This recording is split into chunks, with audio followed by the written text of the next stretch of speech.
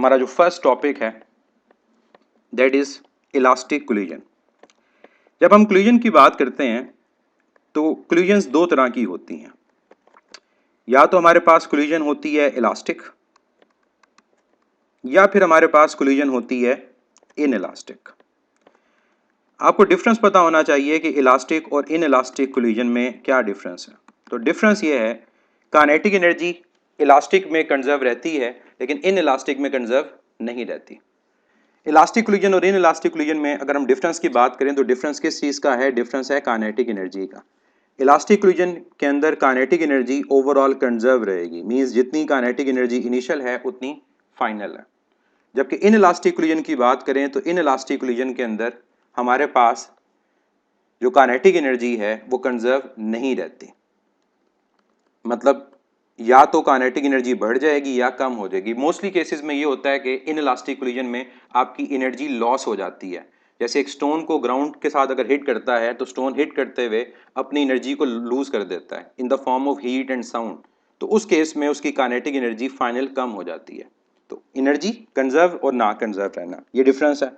दूसरी चीज़, अगर मैं मोमेंटम की बात करूं तो मोमेंटम याद रखिएगा, चाहे कोलिजन इलास्टिक हो या इन इलास्टिक हो, ये दोनों के अंदर कंजर्व रहता है। ये पॉइंट याद रखें। और तीसरी चीज़, अगर हमें कहीं पर पूछे टोटल एनर्जी, तो याद रखिएगा एनर्जी हमेशा कंजर्व रहती है, तो टोटल एनर्जी वो दोनों केसेस में कंजर्व रहेगी। अगर इन इलास्टिक कोलिजन के अंदर आपके पास काइनेटिक एनर्जी पहले से कम हो भी जाती है तो वो हीट और साउंड की फॉर्म में है, तो हीट और साउंड भी तो एनर्जी की फॉर्म्स हैं। तो टोटल एनर्जी अगर हम लेंगे तो वो इन इलास्टिक के अंदर भी कंजर्व रहेगी, लेकिन काइनेटिक एनर्जी इन इलास्टिक में कंजर्व नहीं रहती।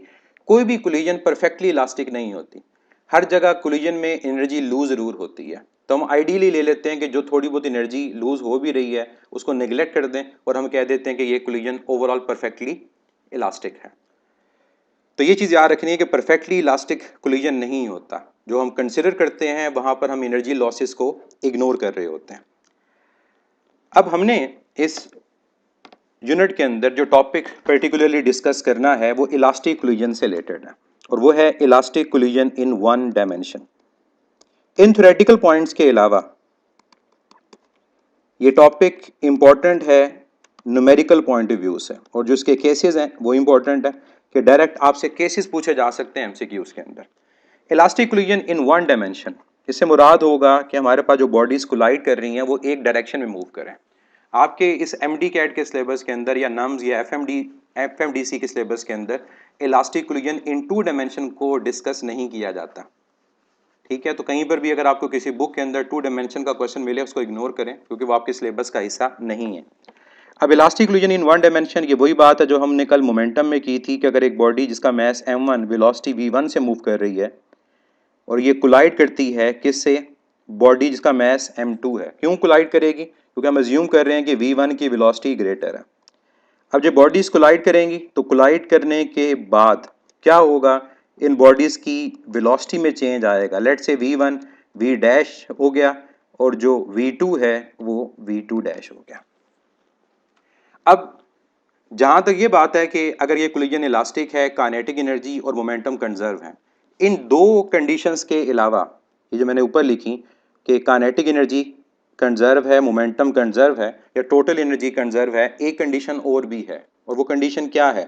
वो कंडीशन ये है कि जितनी रिलेटिव वेलोसिटी बिफोर कोलिजन होगी, जितनी रिलेटिव वेलोसिटी बिफोर कोलिजन होगी उतनी रिलेटिव वेलोसिटी आफ्टर कोलिजन होगी। और ये चीज़ हम जब इसको प्रूव करते हैं इनके रिलेशंस को तो वहाँ पर हम ये जस्टिफाई भी करते हैं कि रिलेटिव वेलोसिटी चेंज नहीं होगी। अब रिलेटिव वेलोसिटी कैसे फाइंड करेंगे?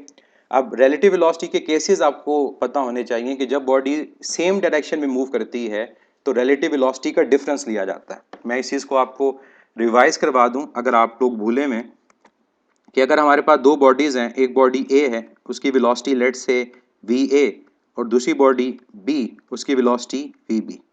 अगर इन दोनों की डायरेक्शन सेम है तो रिलेटिव वेलोसिटी क्या होगी? इन दोनों की वेलोसिटीज़ का डिफरेंस। अब मैंने ये मैग्नीट्यूड का साइन क्यों लगाया? क्योंकि मैंने ग्रेटर में से स्मॉलर लेना है, क्योंकि रिलेटिव वेलोसिटी यहाँ पॉजिटिव आएगी। और दूसरा केस जो होता है रिलेटिव वेलोसिटी का वो ये होता है कि अगर जो बॉडीज़ हैं वो मूव करें सेम डायरेक्शन की जगह ऑपोजिट डायरेक्शन में, हेड ऑन कोलिजन। अगर ये बॉडी ए, ये बॉडी बी, इसकी वेलोसिटी वी ए, इसकी वेलोसिटी वी बी, तो वहाँ डायरेक्शन क्या आती है? सेम। और यहाँ डायरेक्शन क्या है? ऑपोजिट। तो इस केस में अगर रिलेटिव वेलोसिटी फाइंड करनी हो तो हम क्या करेंगे? हम दोनों वेलोसिटीज का सम लेंगे। ये चीज़ आप लोगों को याद रखनी है। ये जो मैंने सेकंड केस बताया है ये हेड ऑन कोलिजन का केस है। ये चीज़ आपको आगे जाकर हेल्प करती है डॉपलर्स इफेक्ट में भी, कि आपको रिलेटिव वेलोसिटी फाइंड करना आनी चाहिए, तभी आप ऑब्जर्वर और सोर्स की वेलोसिटी को कैलकुलेट कर सकते हैं। तो रिलेटिव वेलोसिटी बिफोर और आफ्टर अगर मैंने यहाँ पर लिखनी है तो क्या लिखूंगा? केस कौन सा है ये? This one. दोनों की डायरेक्शन क्या है? सेम। तो क्या कहेंगे? Relative velocity before collision v1 minus v2, क्योंकि v1 ग्रेटर है। और अगर रिलेटिव वेलोसिटी आफ्टर कोलिजन की बात करें तो यहाँ पर हमें नहीं पता कि कौन सी वेलोसिटी ग्रेटर है, लेकिन ये चीज़ हमें ज़रूर पता है कि पहले जब कोलाइड करेंगे तो इन दोनों के दरमियान डिस्टेंस कम हो रहा होगा। ये वेलोसिटी ऑफ अप्रोच है। और कोलाइड करने के बाद हमारे पास क्या आएगा? वेलोसिटी ऑफ रिसेशन, वे दूसरे से दूर जाएंगे। कैफ मिर्जा, कोलिजन के बाद क्या होता है वो बात की बात है, हम कोलिजन से पहले की बात कर रहे हैं। हम ओवरऑल रिलेटिव वेलोसिटी को डिस्कस कर रहे हैं कि बिफोर कोलिजन अगर हमें रिलेटिव वेलोसिटी फाइंड करनी है तो कैसे करनी है। तो अगर मैं यहाँ रिलेटिव वेलोसिटी आफ्टर कोलिजन बात करूँ इस केस में तो कैसे लिखा जाएगा उसको? v2 dash minus v1 dash. और ये चीज़ हम जस्टिफाई भी करते हैं। अब यहाँ पर v1 minus V2, negative sign अगर यहाँ कॉमन हो तो यह आएगा v1 dash minus v2 dash. ये रिलेटिव वेलोसिटी की दो इक्वेशंस हैं। अब कई दफ़ा हमसे पूछा जाता है कि ये नेगेटिव साइन यहाँ पर क्या चीज़ रिप्रेजेंट करता है। तो नेगेटिव साइन यहाँ पर ये रिप्रेजेंट करता है कि कोलिजन से पहले वो दोनों बॉडीज एक दूसरे के क्लोज आ रही हैं, अप्रोच कर रही हैं, और कोलिजन जब हो जाती है तो रिसेशन होती है, वो दूसरी से दूर जाती हैं। तो नेगेटिव साइन रिसेशन को शो करेगा कि दोनों एक दूसरे से अवे मूव करना स्टार्ट कर देंगे। और ये जो इक्वेशन मैंने यहाँ पर लिखी है इसकी इंपॉर्टेंस एक और भी है। जब आप इलास्टिक कोलिजन के केसेस पढ़ते हैं और अगर आपको डाउट हो कि क्या आपने जो केस का रिजल्ट लिखा है क्या वो करेक्ट है या इनकरेक्ट है, तो सबसे आसान तरीका ये है कि आप इस फार्मूला के अंदर उन केसेस के रिजल्ट्स को सब्स्टिट्यूट कर दें। अगर राइट हैंड साइड और लेफ्ट हैंड साइड इक्वल आ जाए इसका मतलब होगा कि आपने जो केस का रिजल्ट लिखा वो बिल्कुल करेक्ट है। अब नेक्स्ट पॉइंट की तरफ चलते हैं, फार्मूलाज जिससे रिलेटेड न्यूमेरिकल क्वेश्चंस आते हैं। जब हम इसकी कैलकुलेशन करते हैं तो हम दो फार्मूलाज लिखते हैं। एक हम लिखते हैं फार्मूला v1 डैश का और दूसरा फार्मूला हम लिखते हैं v2 डैश का। अब इन फार्मूलाज को याद करना है आपने। इसको याद करने का जो मेरा तरीका है वो ये है कि मैं इसको यूँ याद रखता हूँ कि first bracket with v1 plus second bracket with v2, और ओवरऑल ये दोनों फैक्टर्स डिवाइड किससे हो रहे होंगे? ये डिवाइड हो रहे होंगे मैसेज के सम के। अगर आपको v1 प्राइम का फार्मूला याद हो गया तो v2 प्राइम का फार्मूला लिखना आसान है। अब यहाँ पर क्या आएगा? यहाँ पर आएगा m1 माइनस m2 और यहाँ पर आएगा 2 टाइम्स m2। एक फार्मूला याद करना पड़ेगा। ऊपर आया m1 माइनस m2 और v2 के साथ जो मल्टीप्लाई हो रहा है वो क्या आ रहा है? 2m2। अब इस फार्मूला को देखकर अगर आपने v2 डैश को लिखना है तो वो आसान है। न्यूमरेटर के अलावा सब कुछ वैसा ही है। The numerator m1 plus m2 है, फर्स्ट ब्रैकेट मल्टीप्लाई v1 से हो रही है, सेकंड v2 से, सब कुछ ऐसा ही है। क्या होगा अब? चेंज क्या होगा? चेंज ये होगा कि ये जो 2m2 ये अब फर्स्ट फैक्टर में आ जाएगा और ये 2m2 से क्या बन जाएगा? 2m1। तो यहाँ पर मैं क्या लिखूंगा? इसकी जगह मैं लिख दूंगा 2m1। और इसी तरह से ये जो फैक्टर है ये अब यहाँ पर आ जाएगा और ये भी रिवर्स हो जाएगा। अगर यहाँ पर m1 माइनस m2 था तो यहाँ पर आ जाएगा m2 माइनस m1। तो ये फार्मूलाज को याद रखने का तरीका है कि आपने इन फार्मूलाज को कैसे याद रखना है। अब ज़्यादातर जो हमारे न्यूमेरिकल्स होते हैं उसमें v2 की वैल्यू 0 होती है। तो मैं इसके दो फार्मूलाज यहाँ पर और लिखता हूँ और ये दोनों फार्मूलाज कब होंगे? जब v2 0 है। तो v2 अगर 0 तो इनको याद रखना और आसान हो जाता है। ये आ जाएगा m1 minus m2 over m1 plus m2 into v1, और जो v2 डैश का फार्मूला होगा वो सिंपली क्या होगा? 2m1 over m1 plus m2 into v1। और ये दोनों फार्मूलाज याद रखिएगा अप्लाई कब होंगे? जब सेकंड बॉडी जिसे कोलिजन हो रही है वो क्या हो? रेस्ट पोजीशन पे हो। तो ये हैं फार्मूलाज। अब इन फार्मूलाज से रिलेटेड जितने भी क्वेश्चंस बनाए जा सकते हैं वो आप उनको इजीली सॉल्व कर सकते हैं अगर आपको ये फार्मूलाज याद हैं। फार्मूला में थोड़ी बहुत भी अगर आपने गलती की तो आपका आंसर टोटली गलत हो जाएगा। प्रैक्टिस के लिए मैं आपको एक क्वेश्चन देता हूं, उस क्वेश्चन को सॉल्व करें। फार्मूलाज आपके पास स्क्रीन पर हैं, सिर्फ प्रैक्टिस की हद तक। क्वेश्चन हमारे पास ये है कि एक स्टील बॉल है और स्टील बॉल का जो मैस है दैट इज 5 किलोग्राम। ये स्टील बॉल मूव कर रही है कितनी वेलोसिटी से? ये मूव कर रही है 100 सेंटीमीटर पर सेकंड की वेलोसिटी से।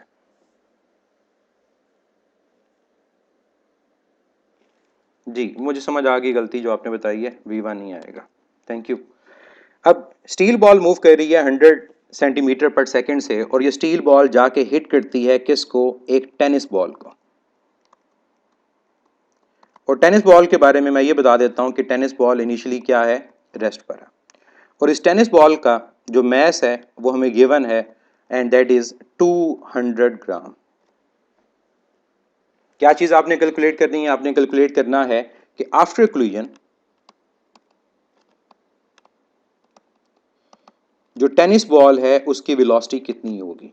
ऐसे क्वेश्चन पूछे जाते हैं इस टॉपिक से रिलेटेड। तो सॉल्व करें। टाइम आपके पास है 1 मिनट का और बताएं कि इसका आंसर क्या आएगा। और अगर आप कैलकुलेट करना चाहें एक और चीज तो आप ये भी कैलकुलेट कर लें कि जो स्टील बॉल है उसकी वेलोसिटी आफ्टर कोलिजन क्या होगी।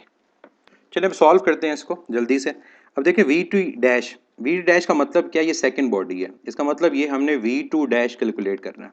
इसमें गलती नहीं करनी कि क्या V1 डैश है या V2 डैश है। तो V2 डैश क्या होगा? हम इस फार्मूला को यूज करेंगे क्योंकि सेकंड बॉडी की वेलोसिटी 0 है कोलिजन से पहले। तो 2m1 over m1 plus m2 into V1। अब यहाँ वैल्यूज पुट करें। हमारे पास जो m1 की वैल्यू है वो क्या है?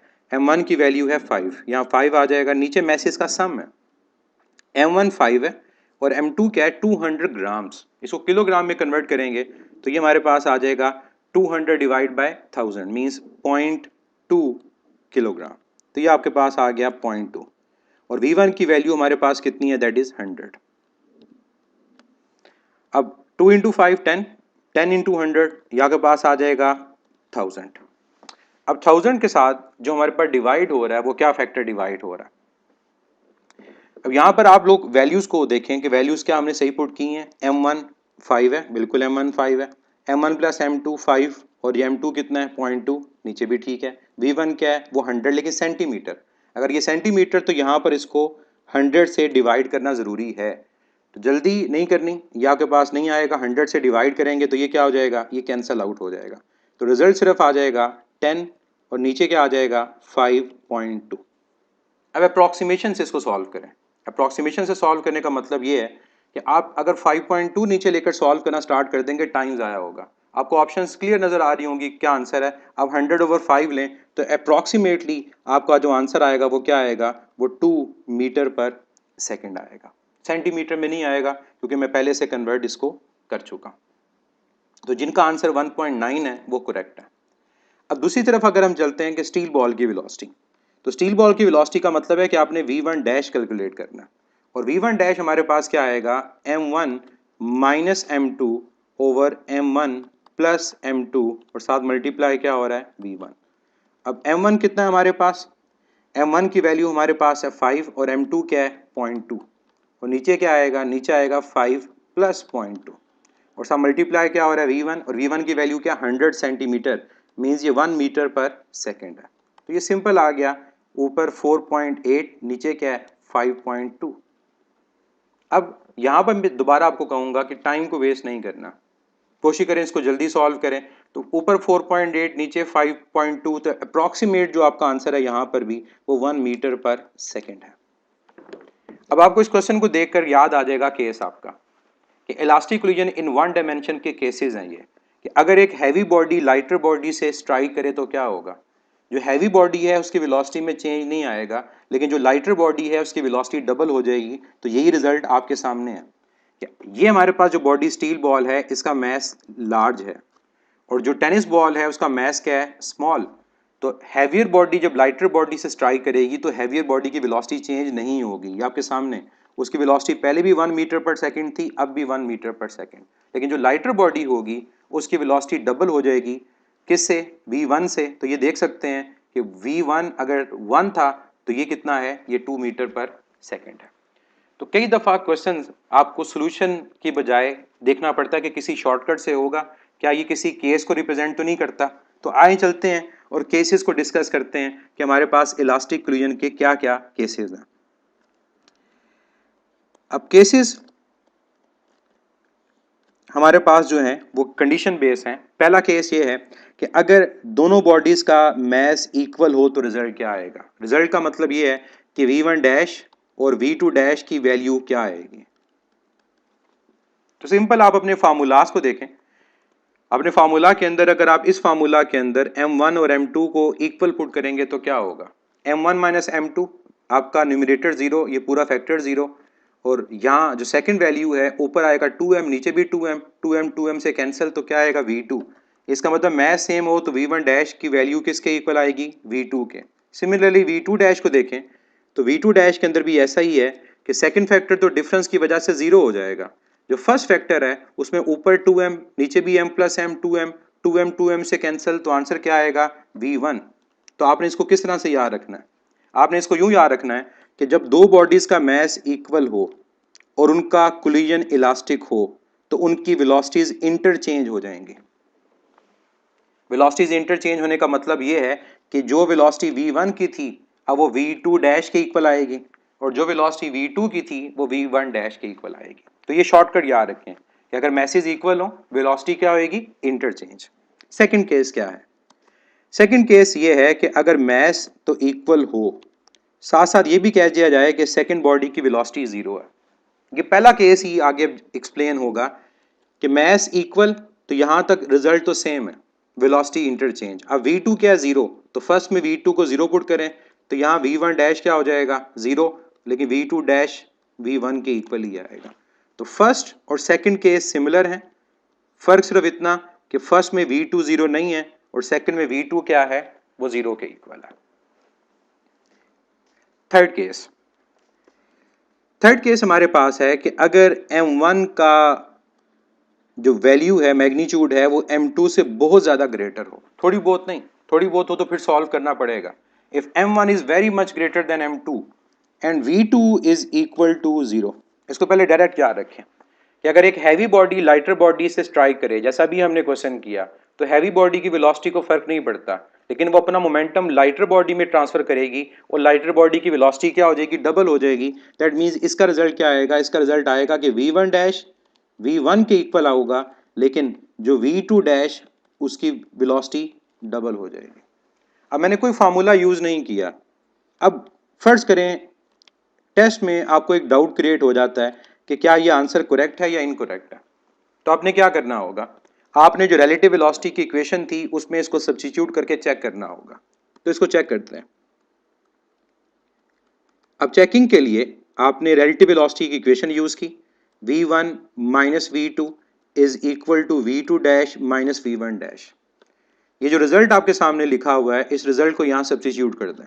लेफ्ट साइड तो v1 माइनस v2 है, v2 डैश क्या है? 2v1, और v1 डैश क्या है? v1। यह आ गया v1। v2 की वैल्यू क्या थी? 0। इसका मतलब v1 is equal to v1। अगर राइट हैंड साइड और लेफ्ट हैंड साइड इक्वल आ रही हैं, दैट मीन्स हमारे जो रिजल्ट है वो करेक्ट है। तो मैंने कोई फार्मूला यूज नहीं किया था, डायरेक्ट इसको ट्राई की, तो उससे मुझे पता चल गया कि मेरा क्या रिजल्ट करेक्ट है या इनकरेक्ट है। अब आ जाए थर्ड केस की तरफ, फोर्थ केस की तरफ। फोर्थ केस, थर्ड केस का रिवर्स है कि अगर m1 की वैल्यू m2 से बहुत ज्यादा स्मॉल हो, कि अगर एक लाइटर बॉडी हैवियर बॉडी से हिट करे, जैसे आप इस एग्जांपल को यूं ले सकते हैं कि अगर एक टेनिस बॉल को दीवार की तरफ थ्रो किया जाए तो दीवार को हिट करने के बाद टेनिस बॉल वापस आ जाती है, लेकिन दीवार को फर्क नहीं पड़ता। इसका मतलब हैवी बॉडी अगर पहले रेस्ट पर थी तो कोलाइड करने के बाद भी रेस्ट पर रहेगी, लेकिन लाइटर बॉडी की वेलोसिटी क्या हो जाएगी? रिवर्स हो जाएगी। तो अगर स्मॉल बॉडी हैवी बॉडी से टकराए और हैवी बॉडी रेस्ट पर हो तो उसको डायरेक्ट याद रखना है कि क्या होगा? होगा ये कि जो हैवी बॉडी है उसको फर्क नहीं पड़ेगा हैवी बॉडी अगर रेस्ट पे पहले थी तो अभी रेस्ट पर रहेगी, लेकिन लाइटर बॉडी अपनी डायरेक्शन को रिवर्स कर लेगी, और डायरेक्शन को रिवर्स करने का मतलब ये होगा कि अगर उसकी पहले वेलोसिटी v1 थी तो अब नेगेटिव v1 होगी। तो ये इसका फोर्थ केस है। अब मैं दोबारा से आपको चेकिंग का तरीका बता देता हूँ। आपको डाउट है कि फोर्थ केस का आंसर ठीक है या नहीं ठीक, चेक कर लेते हैं इसको। अब इस फोर्थ केस की चेकिंग करनी है हमने।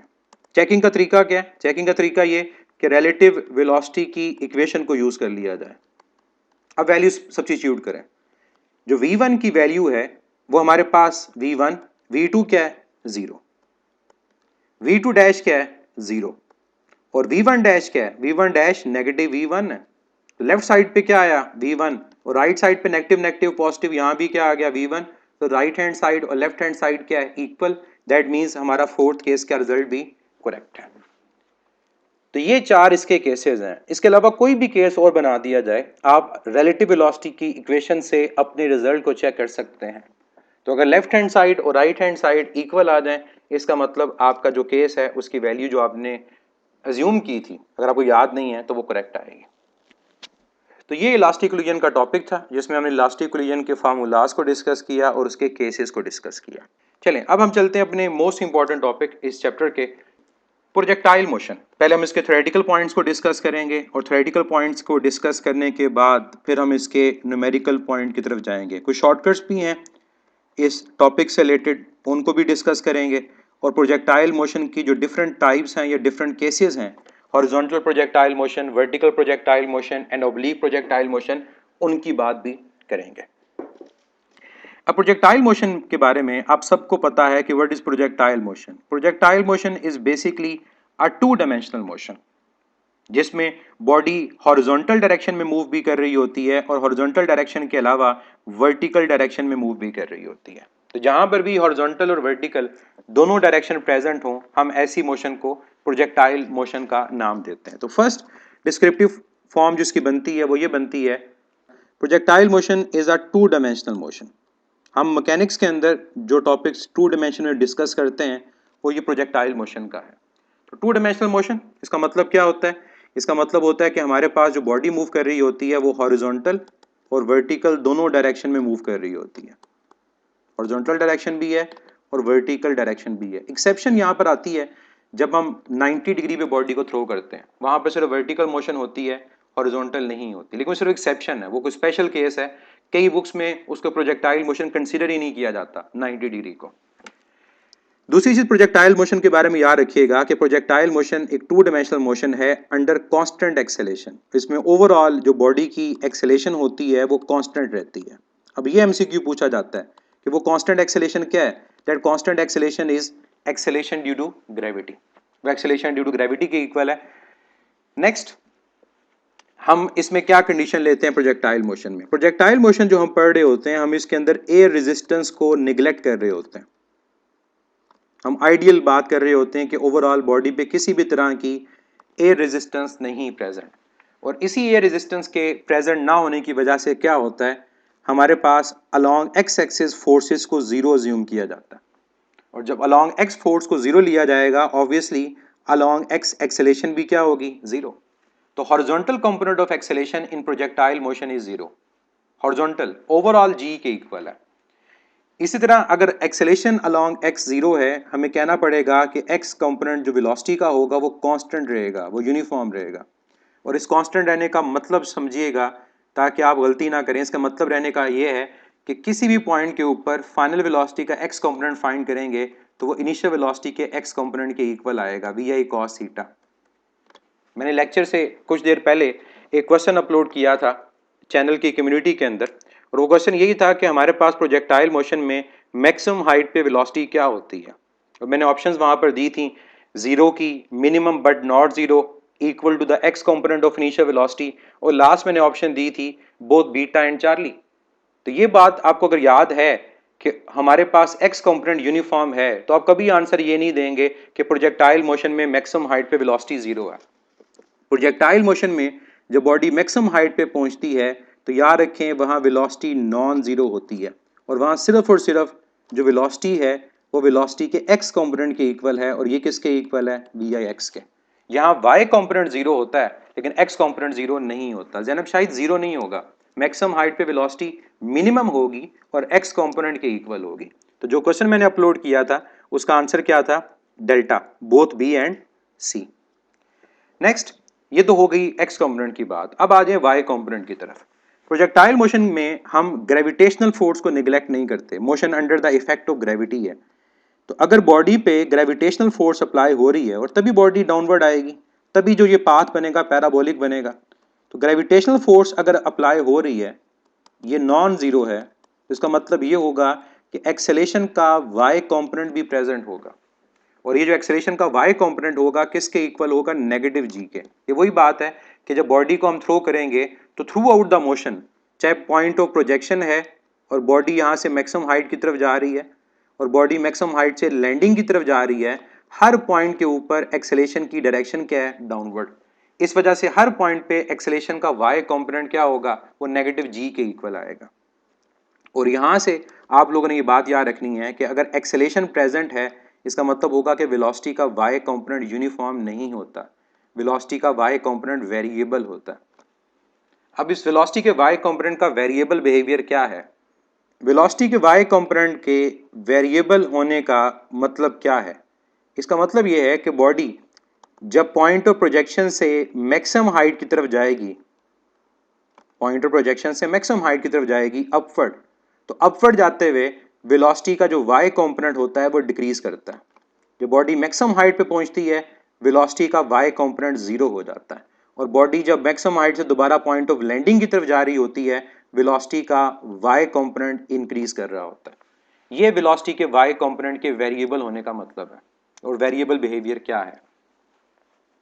अब x कंपोनेंट की बात भी हो गई, y कंपोनेंट की बात भी हो गई। अब मैं अगर इस सेकंड पॉइंट को जस्टिफाई करना चाहूं कि ओवरऑल एक्सेलेरेशन पॉजिटिव g कैसे है, तो देखें जब किसी वेक्टर के दो कंपोनेंट्स होते हैं तो ओवरऑल वेक्टर की मैग्नीट्यूड फाइंड करने के लिए x कंपोनेंट और y कंपोनेंट का स्क्वायर लेना पड़ता है, ऐड करके फिर अंडर रूट। अब ax की वैल्यू यहाँ पर क्या है? 0, और ay की वैल्यू क्या है? -g। स्क्वायर लेंगे नेगेटिव पॉजिटिव और स्क्वायर अंडर रूट से कैंसिल होगा, तो ओवरऑल एक्सेलेरेशन किसके इक्वल है? g के। तो ये जो सेकंड पॉइंट था ये उसकी जस्टिफिकेशन है कि ओवरऑल एक्सेलेरेशन पॉजिटिव g क्यों ली जाती है। तो ये इसको आप ये भी कह सकते हो कि ये प्रोजेक्टाइल मोशन की नेट एक्सेलेरेशन है।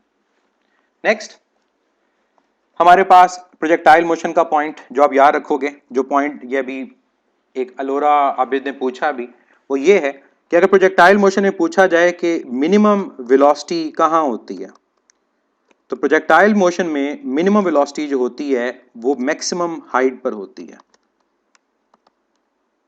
क्या होती है? याद रखिएगा, ये मिनिमम वेलोसिटी नॉन जीरो है। क्यों नॉन जीरो है? ये मैं ऊपर बात कर चुका हूं कि मैक्सिमम हाइट पे वेलोसिटी का x कंपोनेंट प्रेजेंट होगा, सिर्फ y कंपोनेंट जीरो होगा, तो ये नॉन जीरो है।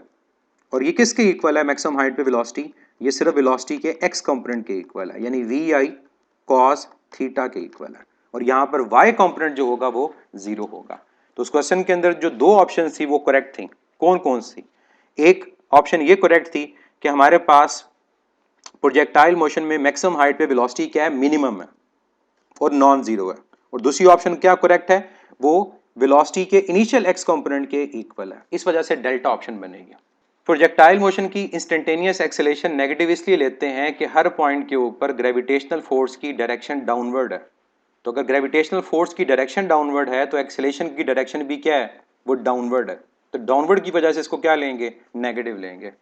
ये y कंपोनेंट है और आपको पता है कि y कंपोनेंट अगर अपवर्ड हो तो पॉजिटिव होता है और y कंपोनेंट अगर डाउनवर्ड हो तो वो नेगेटिव होता है।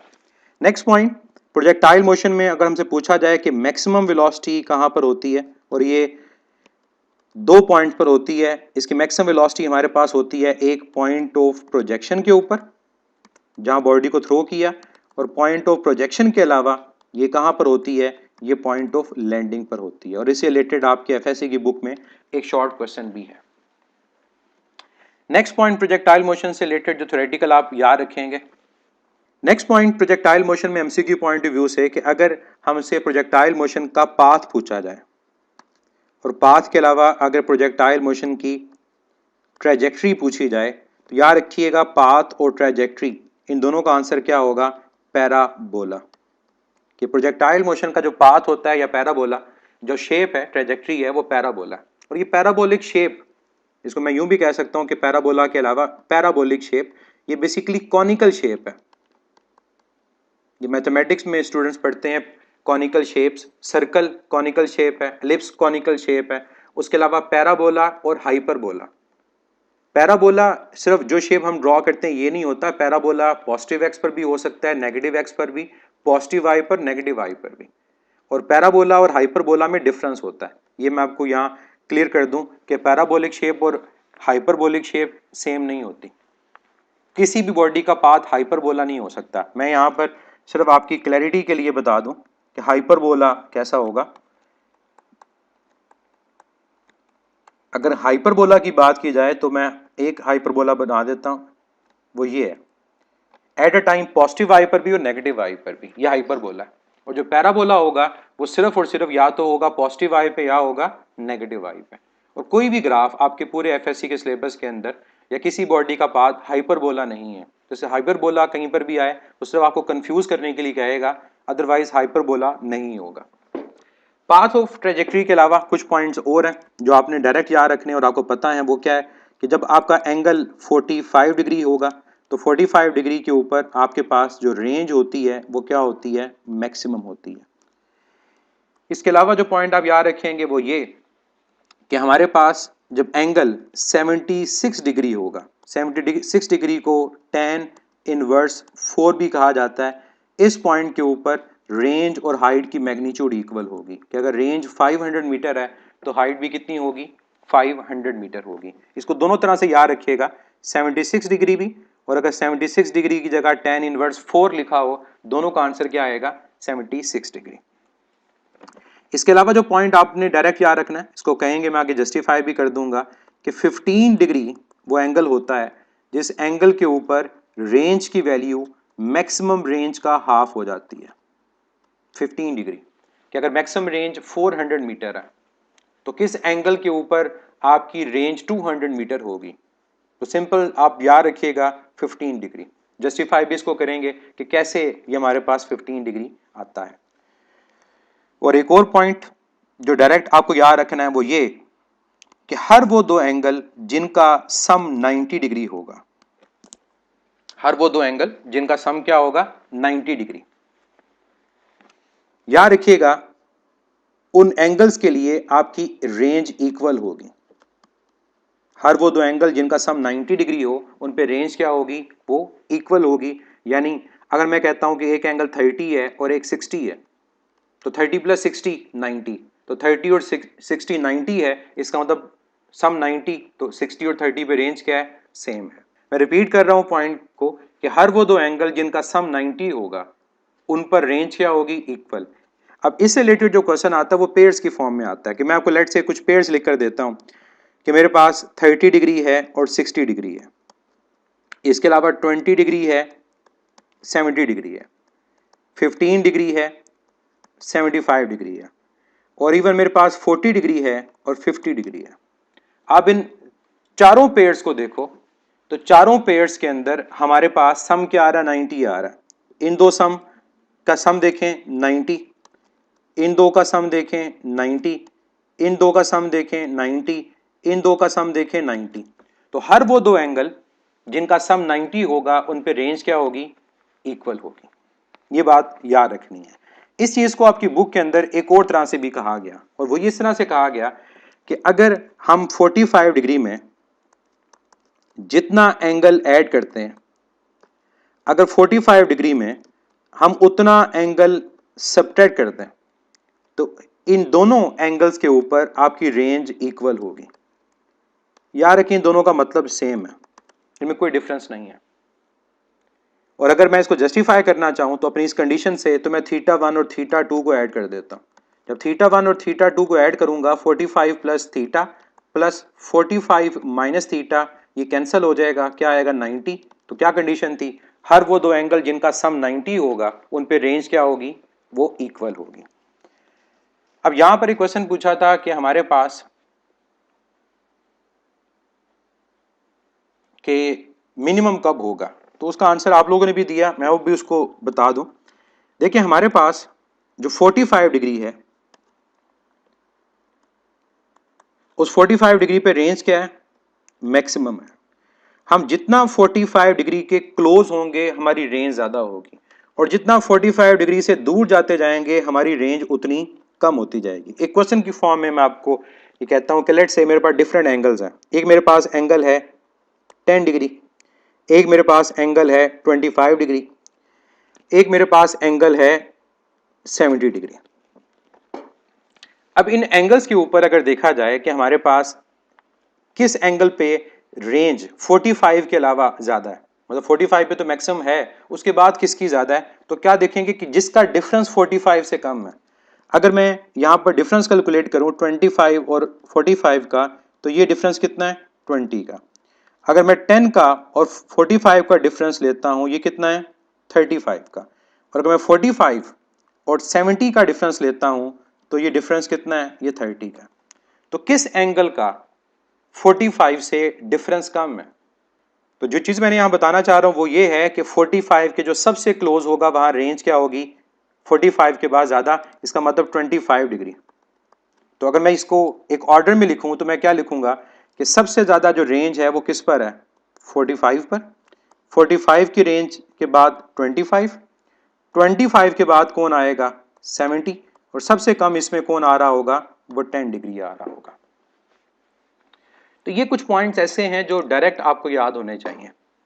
ठीक है, अब आते हैं इनके फार्मूलाज की तरफ कि अगर हमें वेलोसिटी फाइंड करनी हो किसी टाइम के ऊपर कैसे कैलकुलेट करेंगे, हमें हाइट फाइंड करनी हो, टाइम फाइंड करना हो, रेंज फाइंड करनी हो, और यहाँ पर एक एक्स्ट्रा चीज जो हम यहाँ डिस्कस करेंगे वो डिस्प्लेसमेंट करेंगे कि अगर हमें एक्स और वाई के लॉन्ग प्रोजेक्टाइल की डिस्प्लेसमेंट को कैलकुलेट करना है तो हम उसको कैसे कर सकते हैं। बहुत सिंपल है, आप उसको इजीली कर सकते हैं।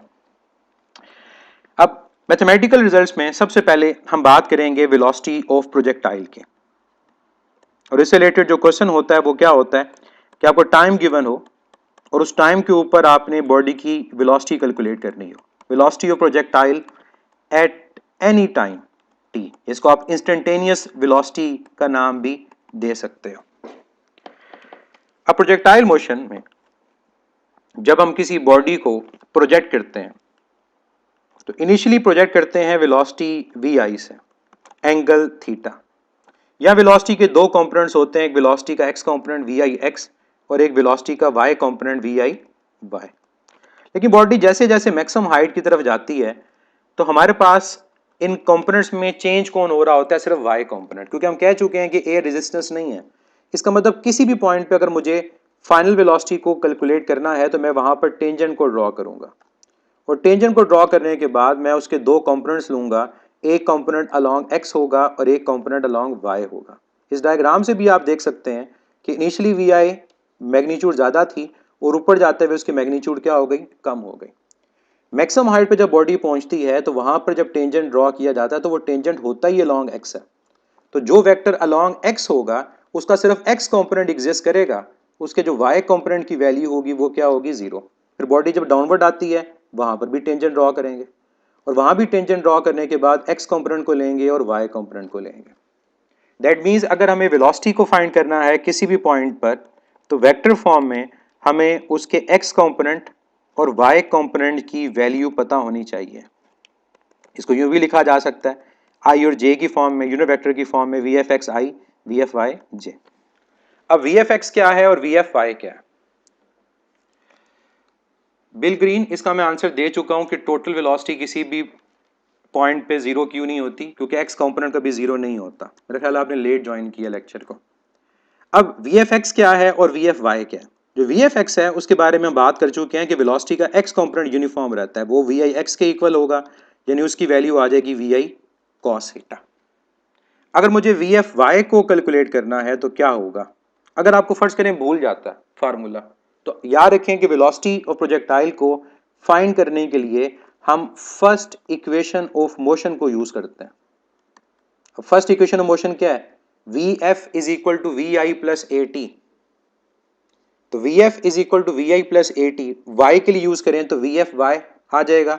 इसी तरह से यहां पर आएगा वी आई वाई और ये आ जाएगा प्लस ए वाई इंटू टी। अब आप जानते हैं कि ए वाई क्या है, नेगेटिव जी, तो रिजल्ट आ जाएगा we I Y minus G T.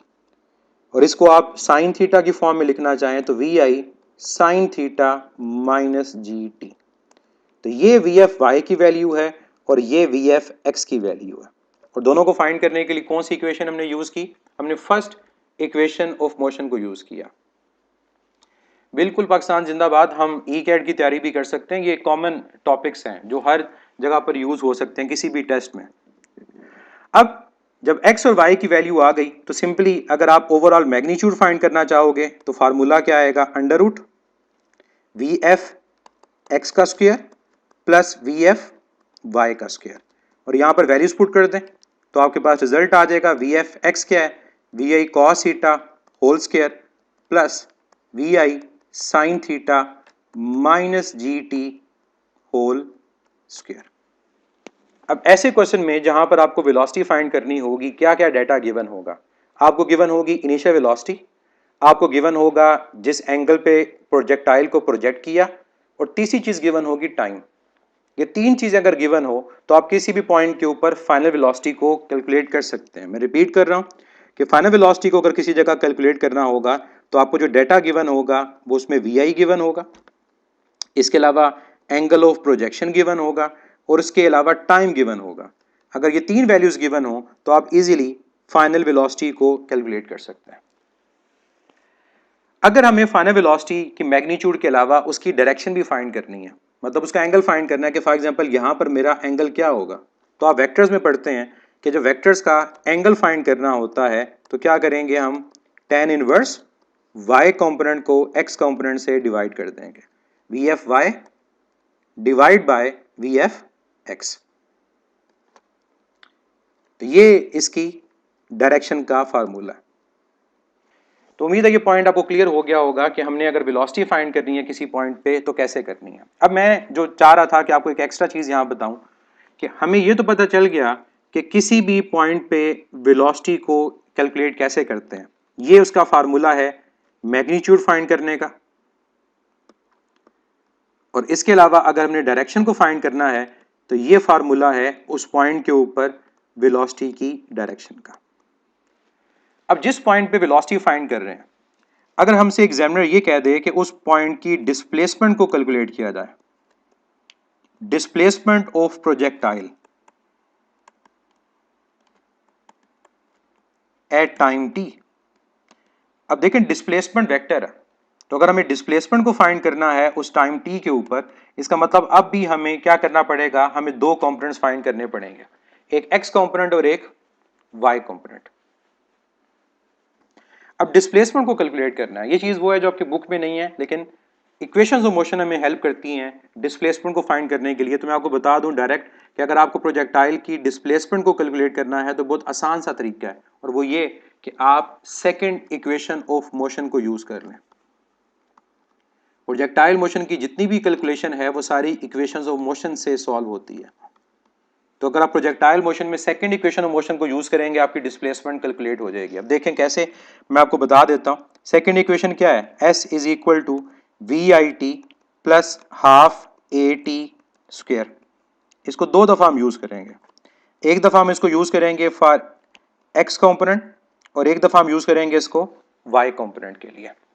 अब एक दफा इस सेकंड इक्वेशन को यूज कर लें फॉर x कंपोनेंट और एक दफा इसको यूज कर लें for y component. x component use करने का मतलब क्या होगा कि डिस्प्लेसमेंट x आ जाएगी अलोंग x एक्सिस, vi की जगह पर आ जाएगा vax, a की जगह पर आ जाएगा ax। अब यहां वैल्यू पुट करें, हम जानते हैं कि हॉरिजॉन्टल एक्सेलेरेशन क्या होती है, जीरो। तो फार्मूला आ गया x is equal to we I X into T, जिसको आप वी आई कॉस थीटा भी लिख सकते हो। तो ये हमारा रिलेशन है डिस्प्लेसमेंट का कि प्रोजेक्टाइल मोशन में अलोंग एक्स एक्सिस अगर आपको डिस्प्लेसमेंट कैलकुलेट करनी हो, मैं आपको इसको डायग्राम से रिप्रेजेंट करना चाहूँ तो इसका मतलब ये है कि अगर ये प्रोजेक्टाइल है और ये टाइम मेरे पास t है, तो इस टाइम t के ऊपर हमारी दो डिस्प्लेसमेंट्स हैं, एक अलोंग x है और यहाँ पर दूसरी डिस्प्लेसमेंट क्या है, वो अलोंग y है। जेनेरसली इक्वेशंस ऑफ मोशन सिर्फ लीनियर मोशन के लिए यूज की जाती हैं, हम यहाँ पर उनको क्या कर रहे हैं, एक्स के लिए सेपरेट यूज कर रहे हैं, वाई के लिए सेपरेट यूज कर रहे हैं। एक्स वन डायमेंशन है, वाई वन डायमेंशन है, और ओवरऑल रिजल्ट हम देखेंगे तो वेक्टर आएगा, और वेक्टर कहाँ होगा, वो वन डायमेंशन में भी हो सकता है, टू डायमेंशन में भी हो सकता है।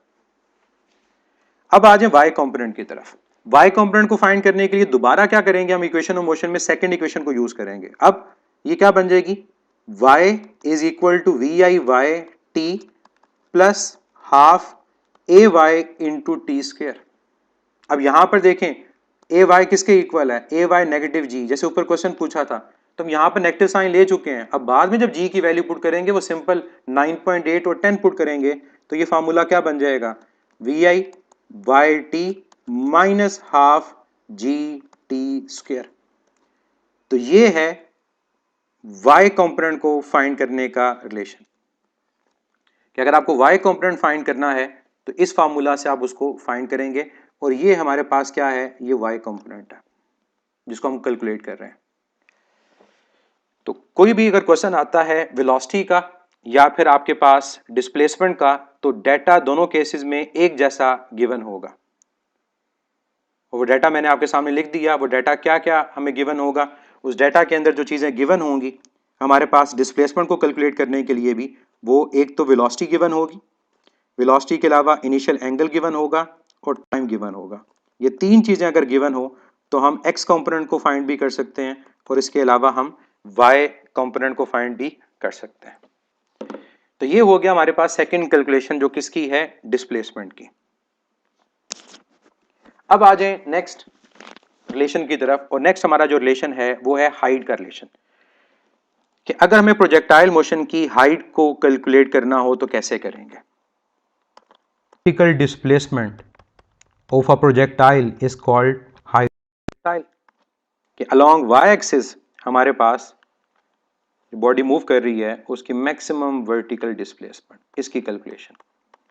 और रिलेशन मैं यहाँ डायरेक्ट लिखूंगा, इसके प्रूफ की तरफ नहीं जाऊंगा। इसका प्रूफ आपको पता है कि क्या होगा, h is equal to we I square sine of square theta divide by 2g। ये फार्मूला हमारे पास है हाइट को कैलकुलेट करने का। अब हाइट का रिलेशन आपके पास आ गया। अब हाइट से रिलेटेड एक क्वेश्चन मैं आपको बता दूं कि कई दफा आपसे ये पूछा जाता है कि किस एंगल के ऊपर हाइट मैक्सिमम है, किस एंगल के ऊपर हाइट की वैल्यू मैक्सिमम होती है। अब यहां पर एक चीज हमारे पास है कि हमें ऑप्शंस देखनी पड़ती हैं कि हमारे पास ऑप्शंस क्या हैं। अब आंसर मिलना शुरू हो गया 90 डिग्री। देखिए 90 डिग्री बिल्कुल करेक्ट आंसर है, 90 में कोई डाउट नहीं है, लेकिन ये हाइपोथेटिकल आंसर है कि अगर आप कह देते हैं ना कि हमारे पास 90 डिग्री आंसर होगा कि 90 डिग्री पे हाइट मैक्सिमम, तो न्यूमेरिकली ये बात बिल्कुल करेक्ट है, क्योंकि जब आप फार्मूला के अंदर 90 पुट करेंगे तो साइन 90 क्या होता है 1, तो ये फार्मूला बन जाएगा we I square over 2g। लेकिन ये सोचें, ये तो सिर्फ और सिर्फ वर्टिकल मोशन है, क्योंकि 90 डिग्री के ऊपर टू डायमेंशनल मोशन तो नहीं होती, सिर्फ वर्टिकल मोशन होती है, तो ये वन डायमेंशनल मोशन होती है। तो ये स्पेशल केस है। 90 डिग्री पे जब बॉडी को थ्रो किया जाता है इसको कहा जाता है ये वर्टिकल प्रोजेक्टाइल मोशन है, ठीक है। तो ये वन डायमेंशनल मोशन होती है। अगर क्वेश्चन में ऑप्शन 90 डिग्री हो, अब 90 को मार्क करेंगे, लेकिन ये प्रैक्टिकल केस नहीं है, क्योंकि 90 डिग्री पे आपकी रेंज क्या हो जाएगी, वो जीरो हो जाएगी। तो अगर 90 डिग्री ऑप्शन में ना हो, मैं कहता हूं कि चार मेरे पास ऑप्शंस हैं। वो चार ऑप्शंस क्या हैं, एक मेरे पास ऑप्शन है 60 डिग्री, एक मेरे पास ऑप्शन है 70 डिग्री, एक मेरे पास ऑप्शन है 80 डिग्री, और एक मेरे पास ऑप्शन है 85 डिग्री। इन चार में से सिलेक्ट करें कि किस एंगल के ऊपर हाइट की वैल्यू मैक्सिमम है, तो क्या आंसर देंगे।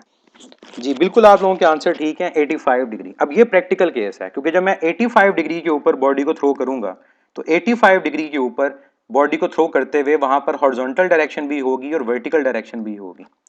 अब यहां भी वही बात करेंगे कि जो एंगल 90 के सबसे क्लोज होगा उस पे हाइट की वैल्यू क्या होगी, मैक्सिमम होगी। जो एंगल 90 डिग्री के सबसे क्लोज होगा उस पर हाइट की वैल्यू मैक्सिमम आएगी। तो 90 के सबसे क्लोज कौन है, 85 डिग्री। इस वजह से हमारा आंसर क्या है, वो 85 डिग्री है। अगर 85 ऑप्शन ना होती फिर ऑब्वियसली 80 भी ऑप्शन ना होती 70, और 70 भी ना होती तो फिर 60 डिग्री होता। चलते हैं नेक्स्ट फार्मूला की तरफ। हाइट ऑफ प्रोजेक्टाइल के बाद जो हमारा नेक्स्ट रिलेशन है वो किसका है? टाइम ऑफ फ्लाइट का। अब टाइम ऑफ फ्लाइट का मतलब क्या होता है? टाइम ऑफ फ्लाइट का मतलब होता है कि पॉइंट ऑफ प्रोजेक्शन से लेकर पॉइंट ऑफ लैंडिंग तक total time, time of flight, इसको कैपिटल टी से रिप्रेजेंट किया जाता है। और टाइम ऑफ फ्लाइट क्या है? टाइम ऑफ फ्लाइट क्या होगा कि पॉइंट ऑफ प्रोजेक्शन जहां टाइम 0 है वहां से लेकर पॉइंट ऑफ लैंडिंग जहां टाइम टी है, ये total time time of flight कहलाता है। अब इस टाइम का जो रिलेशन है वो क्या है? इस टोटल टाइम का जो रिलेशन है वो है 2 times v I sine theta divide by g. इसको अगर यूं लिख दिया जाए, इसमें कोई गलती नहीं है कि 2 वी आई वाई ओवर जी, एक ही बात है। अब टाइम ये टोटल आ गया। अब अगर आपको कहा जाए कि हमारे पास मैक्सिमम हाइट तक कितना टाइम होता है, time to reach maximum height, बड़ा सिंपल सी इक्वेशन है कि अगर आपको मैक्सिमम हाइट तक फाइंड करने के लिए टाइम को कैलकुलेट करना है तो क्या करेंगे, हम टोटल टाइम को 2 से डिवाइड कर देंगे। अब टोटल टाइम हमारे पास क्या है? टोटल टाइम है 2 we I sine theta divide by जी। तो जब 2 से डिवाइड करेंगे 2 कैंसिल होगा तो रिजल्ट क्या आ जाएगा? सिंपल वी आई साइन थीटा ओवर जी। तो ये रिलेशन है मैक्सिमम हाइट तक पहुंचने के टाइम का, जिसको सिंपल वी आई वाई ओवर जी भी लिखा जा सकता है। अब चलते हैं नेक्स्ट रिलेशन की तरफ, फिर इनसे रिलेटेड जो क्वेश्चंस होंगे हम उनको भी बात करेंगे। टाइम ऑफ फ्लाइट के बाद जो नेक्स्ट हमारे पास रिलेशन है वो है रेंज का, range of projectile. Range of projectile का मतलब होता है हॉरिजॉन्टल डिस्प्लेसमेंट, इसको मैक्सिमम नहीं बोलेंगे हम। जब हमसे बात की गई रेंज की, तो रेंज ऑफ प्रोजेक्टाइल का मतलब होगा कि horizontal displacement of projectile maximum तब होगी जब एंगल 45 डिग्री होगा। मींस अगर एक बॉडी को हमने प्रोजेक्ट किया तो जो उसकी हॉरिजॉन्टल डिस्प्लेसमेंट है उस हॉरिजॉन्टल डिस्प्लेसमेंट को रेंज का नाम दिया जाता है। अब हमारे पास रेंज ऑफ प्रोजेक्टाइल का रिलेशन क्या होता है? रेंज ऑफ प्रोजेक्टाइल का जो रिलेशन होता है वो v I square sine of 2 theta divide of by g. अब ये साइन 2 थीटा के बारे में आपको पता होना चाहिए, इसको मैथमेटिक्स में बोलते हैं डबल एंगल आइडेंटिटी। और साइन 2 थीटा की वैल्यू कहीं ना कहीं यूज हो सकती है। ये क्या होती है? ये होता है 2 sign theta into cos theta. तो ये रिलेशन जो रेंज का है ये इस फॉर्म में भी लिखा जा सकता है कि we I square into 2 time sine theta cos theta divide by g, या फिर इसको लिख दें 2 टाइम वी आई square over g into sine theta into cos theta. अब ये हो गया हमारे पास रेंज का रिलेशन। अब इसी रेंज के रिलेशन के अंदर अगर मैं मैक्सिमम रेंज का रिलेशन लिखना चाहूं तो ये भी सिंपल सी बात है। आपको पता है कि आपका एंगल अगर 45 डिग्री हो तो 45 डिग्री के ऊपर रेंज क्या होती है? मैक्सिमम। लेकिन इसको ऑप्शन क्वेश्चन की फॉर्म में कैसे पूछा जाएगा? वो कहेगा थीटा 45 है, रेंज मैक्सिमम है। बिल्कुल, इसको मैं ये भी कह सकता हूं कि जब साइन 2 थीटा की वैल्यू मैक्सिमम है, और साइन 2 थीटा की वैल्यू मैक्सिमम कितनी होती है? 1। इसका मतलब ही सेम है। और इवन ये भी कहा जा सकता है जब 2 थीटा किसके इक्वल हो? 2 थीटा इक्वल हो 90 डिग्री के, क्योंकि 45 इंटू 2 हमारे पास क्या आ जाएगा? 90। तो 2 theta is equal to 90 degree, तब भी बात क्या होगी? सेम होगी। तो ये तमाम जो ऑप्शंस हैं ये करेक्ट हैं और ये बताती हैं कि इन पॉइंट्स के ऊपर रेंज क्या है? मैक्सिमम। और फार्मूला क्या बन जाएगा? We I square divide by 2 times of g. अब ये हो गया हमारे पास रिलेशन जो आपको याद रखना है कि 45 डिग्री हो, 45 डिग्री के अलावा साइन 2 थीटा इक्वल टू 1 हो या मैक्सिमम हो, या 2 थीटा इक्वल टू 90 हो। ये तीनों ऑप्शंस करेक्ट हैं और तीनों के ऊपर हमारे पास जो मैक्सिमम रेंज का रिलेशन होगा वो क्या होगा? वी आई स्क्वायर ओवर 2g। एक रिलेशन और यहां पर आप लोगों को याद रखना है, और वो रिलेशन है रेंज के दरमियान और मैक्सिमम रेंज के दरमियान। ये जो रेंज का रिलेशन है R is equal to we I square, इसमें वी आई स्क्वायर ओवर जी, आप इस वी आई स्क्वायर ओवर जी को रिप्लेस कर सकते हो। किससे रिप्लेस कर सकते हो? यहां देखें कि हमारे पास यहां पर भी क्या है? We I square over g. तो क्या करें, हमारे पास ये जो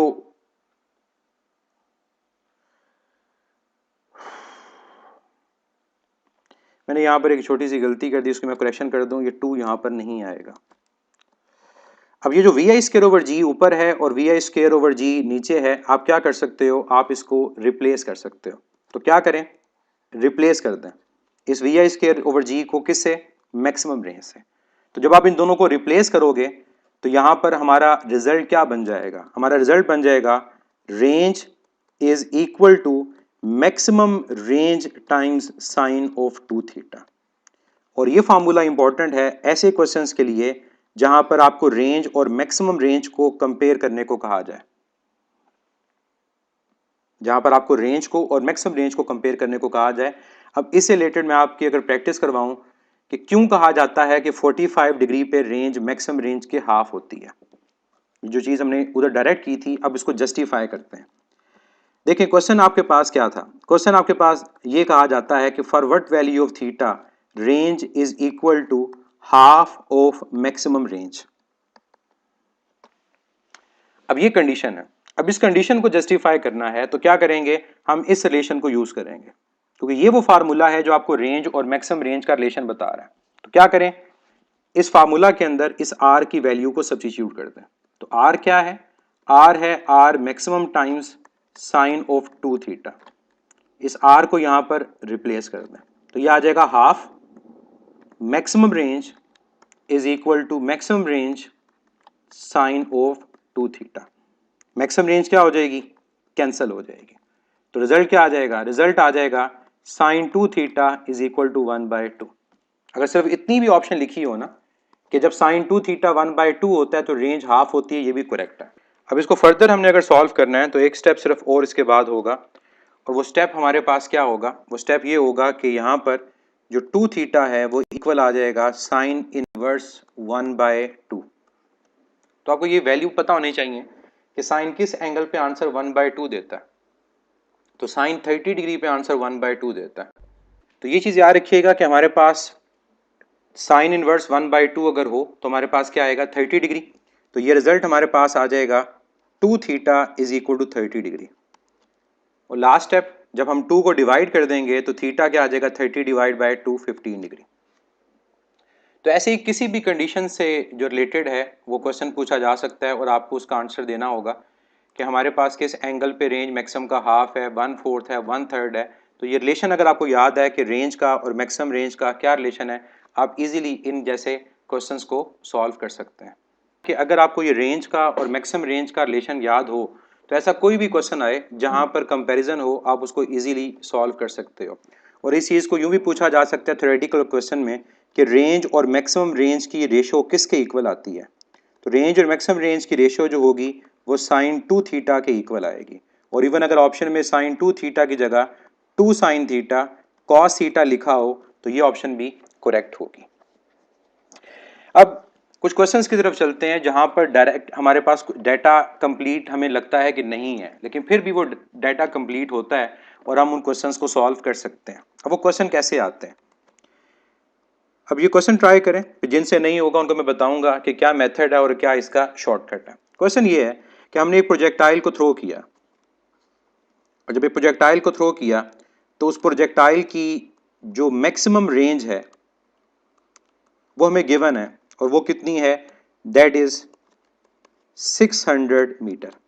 बताएं कि जब उसकी रेंज मैक्सिमम होगी तो उसकी हाइट कितनी होगी। अब इस क्वेश्चन में मैंने आपको सिर्फ मैक्सिमम रेंज दी, और मैक्सिमम रेंज देने के बाद मैंने आपसे हाइट को कैलकुलेट करने को कहा गया। अब इस क्वेश्चन का जो शॉर्टकट है वो शॉर्टकट क्या है, वो शॉर्टकट है कि मैक्सिमम रेंज जो होती है किसी प्रोजेक्टाइल की, उस केस में वो 4 टाइम्स हाइट की इक्वल होती है। Maximum range is equal to 4 times height. और यहाँ से अगर हाइट को कैलकुलेट किया जाए तो हाइट क्या आएगी, हाइट इक्वल आएगी मैक्सिमम रेंज डिवाइड बाय 4। तो ये शॉर्टकट आपने याद रखना है जब किसी क्वेश्चन में मैक्सिमम रेंज गिवन हो और उसी की हाइट पूछी हो। ये बात याद रखिएगा, मैं इस चीज़ पे एम्फेसाइज कर रहा हूँ कि हमें जिसकी मैक्सिमम रेंज गिवन है उसी की हाइट पूछी है। हम जब इसका टेस्ट करेंगे तो आपसे क्वेश्चन पूछूंगा जो इससे थोड़ा डिफरेंट होगा, तो वहाँ पर आप लोग अगर इस रिलेशन को डायरेक्ट यूज़ करने की कोशिश करेंगे तो आपका आंसर इनकरेक्ट आएगा। अब यहाँ पर अगर हम इस शॉर्टकट को यूज़ करें तो सिंपल हाइट कैलकुलेट करने के लिए आपने मैक्सिमम रेंज को 4 से डिवाइड कर देना। तो मैक्सिमम रेंज की वैल्यू कितनी है हमारे पास 600 और हाइट क्या है 4, तो आंसर क्या होगा, आंसर होगा 150 मीटर। अब ये फार्मूला आया कैसे, ये फार्मूला आप ज़रूरी है कि मैं पता हो कि कैसे ड्राइव होता है। इस फार्मूला की डेरिवेशन देखें कि अगर कभी आपको शॉर्टकट ये भूल जाए तो तब भी आप इसको सॉल्व कर सकें। अब क्या चीज़ हमें गिवन है क्वेश्चन में, अब क्वेश्चन में ये गिवन है कि रेंज मैक्सिमम है। अब आप जानते हैं कि रेंज मैक्सिमम तब होती है जब आपका एंगल कितना होता है 45। तो ये इन्फॉर्मेशन आपको गिवन है कि एंगल क्या है 45 है।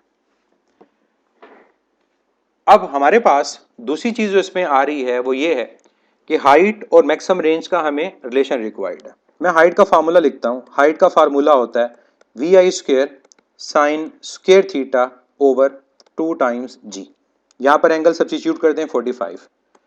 जब एंगल 45 पुट करेंगे ये आ गया साइन 45, यह आ गया होल स्क्वेयर, डिवाइड किसे कर दिया 2g से।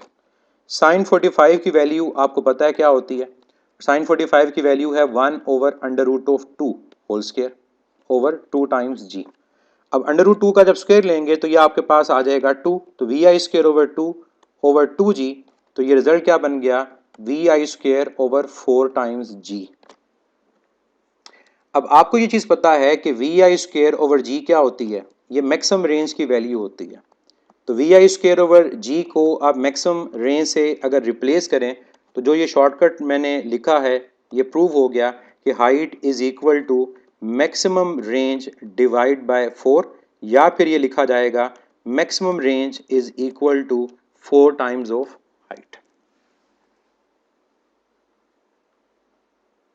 तो ये इसकी जस्टिफिकेशन है कि ये शॉर्टकट जो मैंने यहां पर लिखा ये आया कैसे, ये आपको पता होना चाहिए।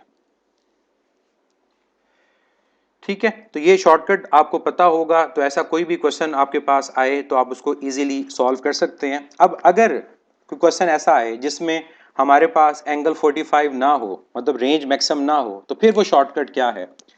अगर हमारे पास एंगल 45 डिग्री के इक्वल नहीं है, theta is not equal to 45 degree, तब भी रेंज और हाइट का आपस में रिलेशन होता है, और वो क्या होता है, वो होता है 4 times height is equal to range times tan theta. ये रिलेशन हाइट और रेंज का वो है जो आप किसी भी एंगल पर अप्लाई कर सकते हो और इसके अकॉर्डिंग रेंज और हाइट का कंपैरिजन फाइंड कर सकते हो। क्लियर है, तो ये रिलेशन अगर आपको याद है, ऊपर वाले नहीं भी याद, तो इस रिलेशन के अंदर भी आप एंगल 45 पुट कर ऊपर जो शॉर्टकट है उसको फाइंड कर सकते हो। और इसमें अगर कोई शॉर्ट एमसीक्यू आता है कि हाइट और रेंज की रेशो किसके इक्वल है, तो मैं अगर यहाँ से हाइट और रेंज की रेशो लिखता हूँ तो हाइट और रेंज की रेशो क्या होगी tan थीटा डिवाइड बाय 4। तो ये चीज़ आपको डायरेक्ट याद रखनी है। अब मैंने स्टार्ट में एक बात कही थी कि किस एंगल पे हाइट और रेंज की जो वैल्यू है वो सेम होती है 76 डिग्री। अब वो चीज जो मैंने कही थी कि 76 डिग्री पर ऐसा होता है, इस चीज को आप जस्टिफाई भी कर सकते हैं। अगर आप इसको जस्टिफाई करना चाहते हैं कि वाकई ऐसा होता है या नहीं होता, तो इसकी जस्टिफिकेशन इस रिलेशन से जो मैंने यहाँ पर लिखी है आप इजीली कर सकते हैं। तो वो कैसे, अगर आपको कहा जाता है कि if height and range are equal, अब इस रिलेशन को यूज करें कि हाइट और रेंज की ratio tan theta divide by 4 है, तो जब आप इसको यूज करोगे तो क्या होगा, हाइट ओवर रेंज ये दोनों इक्वल आ गए, तो ये आपके पास आ गया tan थीटा डिवाइड बाय 4, ये कैंसिल हो गया, तो यहां से रिजल्ट क्या आया tan theta is equal to 4, जिसको क्या लिखा जाएगा theta is equal to tan inverse 4। और ये डायरेक्ट हमें याद होता है कि क्या एंगल है 76 डिग्री। तो क्लियर है, ये शॉर्टकट हो गया। अब एक और क्वेश्चन मैं आपसे पूछता हूं जिससे आपको एक और शॉर्टकट पता चलेगा, और वो क्वेश्चन क्या है, वो क्वेश्चन ये है कि अगर हमारे पास एक प्रोजेक्टाइल है, उस प्रोजेक्टाइल को आपने एक सर्टेन एंगल पे सर्टेन वेलोसिटी से थ्रो किया और उसकी हाइट हमें गिवन है, कितनी हाइट वो गिवन है, height is equal to 400 metre. Calculate करें कि इस प्रोजेक्टाइल का टाइम ऑफ फ्लाइट कितना है। अब इस क्वेश्चन में हाइट गिवन है और हाइट देकर हमसे टाइम पूछा हुआ है। अब यहां पर वो कौन सा शॉर्टकट है जो हम यूज करेंगे। अब यहां पर जो शॉर्टकट हमारे पास आएगा वो क्या है उसको देखें। हाइट और टाइम का जो शॉर्टकट है वो है height is equal to T square G divide by 8। इस शॉर्टकट को एक और तरह से भी लिखा जा सकता है। अगर जी की वैल्यू मज्यूम कर लें 10, अगर जी की वैल्यू को मज्यूम कर लेते हैं कि वो 10 है तो 10 डिवाइड बाय 8, तो 2 इंटू 5 2 इंटू 4, तो ये शॉर्टकट कई टीचर्स यूं भी लिखवाते हैं 5/4 टाइम्स टी स्क्वायर। और अगर आप 5 को डिवाइड कर देते हैं 4 से तो ये शॉर्टकट यूं भी लिखा जा सकता है कि h is equal to 1.25 times T square.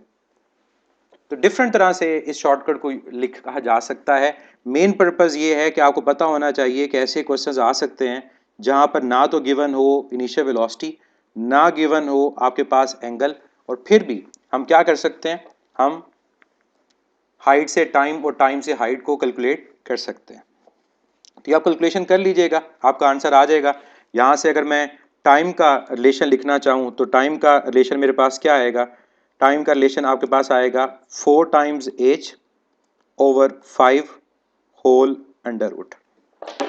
Basic चीज़ जो मैं बताना चाह रहा हूँ वो ये है कि ये ड्राइव कैसे हुआ, क्योंकि अगर आपको ये शॉर्टकट भूल भी जाता है तो आप इसको ड्राइव कर सकते हैं, और डेरिवेशन कोई मुश्किल नहीं है।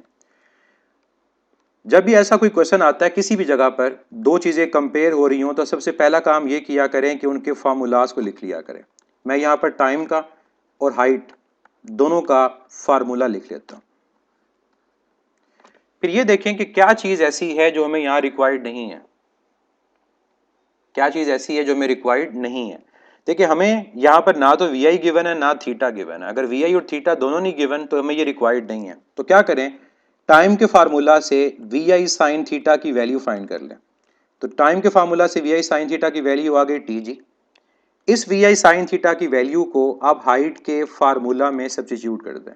मैं हाइट के फार्मूला को लिख सकता हूँ V I sine theta whole square divide by जी। तो ये जो वी आई साइन थीटा की वैल्यू ये यहाँ सब्स्टिट्यूट करें तो आपका शॉर्टकट ड्राइव हो जाएगा। यह आ जाएगा टी स्क्वायर जी स्क्वायर, और ये हमारे पास, सॉरी मैं गलती यहाँ पर कर रहा हूँ, मैं टाइम के रिलेशन में गलती कर रहा हूँ, और वो relation 2 we I sine theta, sorry यहाँ पर 2 आएगा। जब यहाँ पर 2 आएगा तो वी आई sine theta T G over 2 होगा। और मैंने जो हाइट का फार्मूला उसमें भी गलती की, मैंने यहाँ पर 2 नहीं लिखा तो यहाँ पर भी 2 प्रेजेंट है। इस मिस्टेक की मैं करेक्शन कर लूँ, यहाँ पर वी आई साइन थीटा अकेला नहीं होगा, या वी आई साइन थीटा की वैल्यू पुट करेंगे और वो क्या है T G divide by 2। Clear है? तो 2g आपके पास आ गया। अब स्क्वायर जब लेंगे तो ऊपर आ जाएगा टी स्क्वायर जी स्क्वायर ओवर 4, और नीचे क्या आ जाएगा 2g।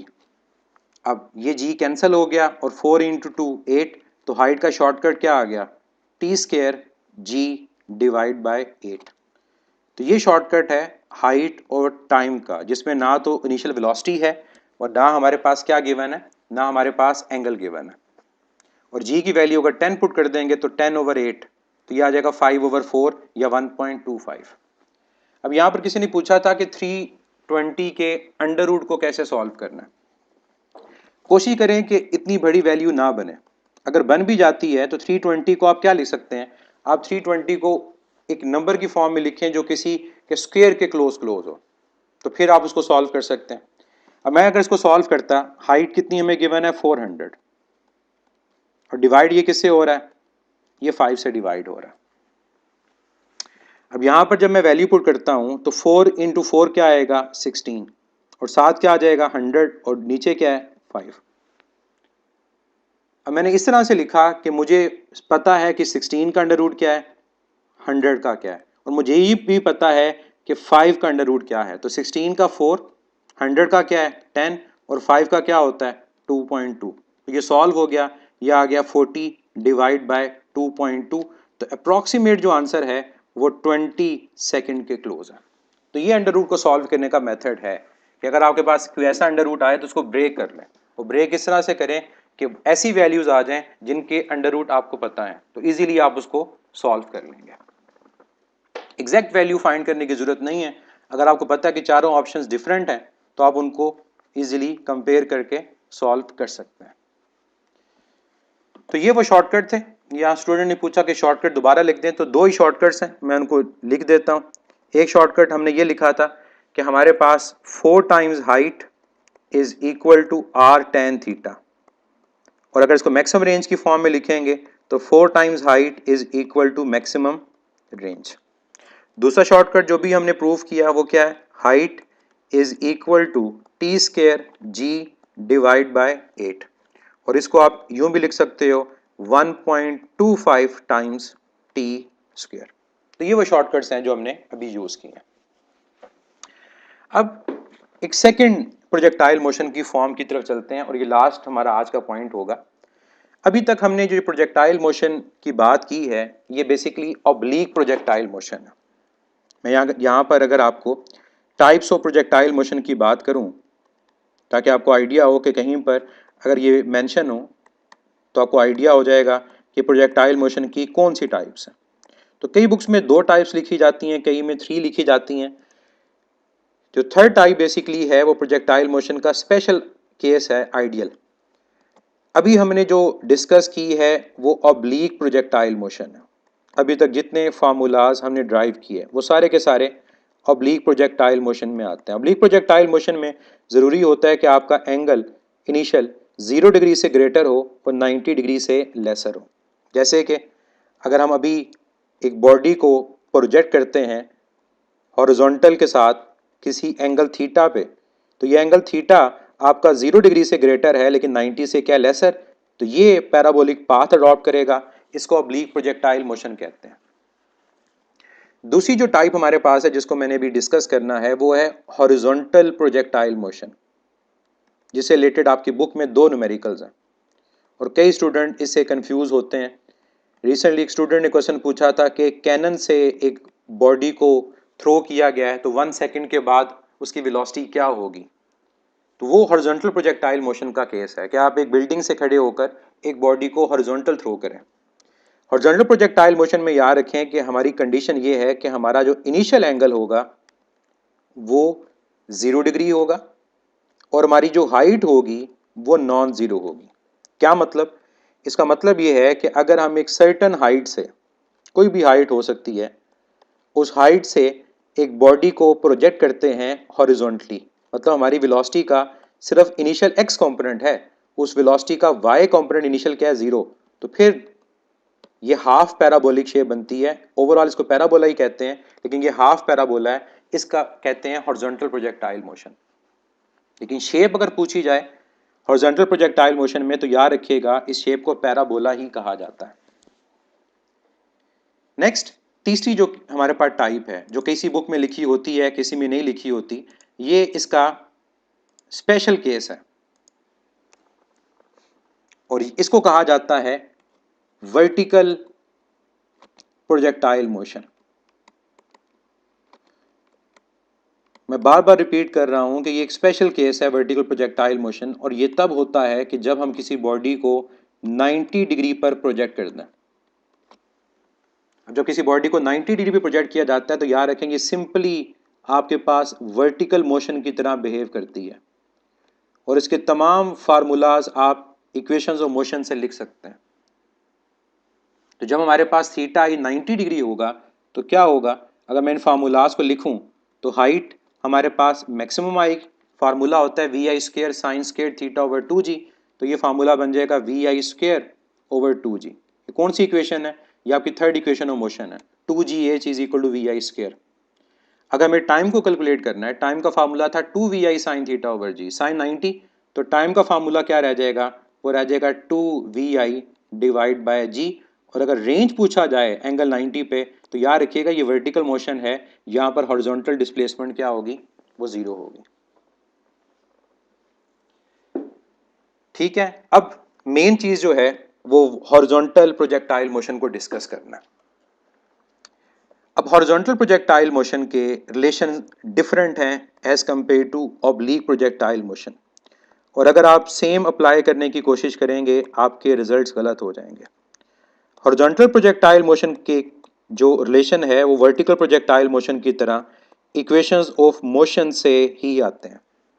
क्या थी हॉरिजॉन्टल प्रोजेक्टाइल मोशन, जब आप एक सर्टेन हाइट से किसी बॉडी को थ्रो करें और आपकी जो इनिशियल वेलोसिटी हो वो सिर्फ वेलोसिटी का x कंपोनेंट हो, y कंपोनेंट 0 हो, तो इस केस में जो मोशन है ये हॉरिजॉन्टल प्रोजेक्टाइल मोशन कहलाती है। अब इनके फार्मूलाज जरा देख लें कि क्या होते हैं। हॉरिजॉन्टल प्रोजेक्टाइल मोशन में अगर मैं सबसे पहले बात करता हूं वेलोसिटी की, कि अगर मुझे किसी भी पॉइंट पे लेट से यहां पर वेलोसिटी को कैलकुलेट करना है तो कैसे करेंगे। तो वेलोसिटी का वही फार्मूला कि यहां पर वेलोसिटी के दो कंपोनेंट्स हैं, एक x और एक y, V F X square V F Y square. उस पॉइंट के ऊपर अगर मुझे एंगल फाइंड करना है तो एंगल फाइंड करने के लिए मैं क्या करूंगा, मैं tan inverse V F Y over V F X use करूंगा। अब सवाल ये पैदा होता है कि इस केस में वी एफ वाई और वी एफ एक्स क्या है।